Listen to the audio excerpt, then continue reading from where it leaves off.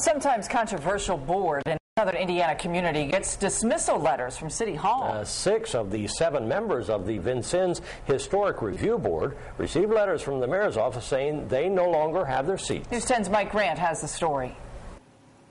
Vincennes has long proclaimed its historic importance as Indiana's oldest city. The community is filled with historic buildings and sites. An attempt to hang on to the community's architectural history led officials to form the Historic Review Board more than 20 years ago. Now a letter from City Hall has dismantled that board. The biggest thing that was not being followed was that the board members had not been approved by the City Council, and it says that in the ordinance.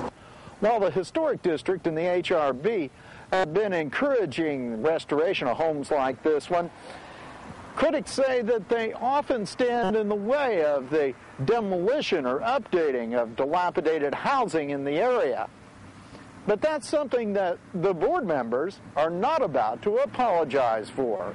We've been doing our job, which is to try to preserve buildings that are worth preserving and to preserve the historical and architectural character of the oldest historical community in Indiana.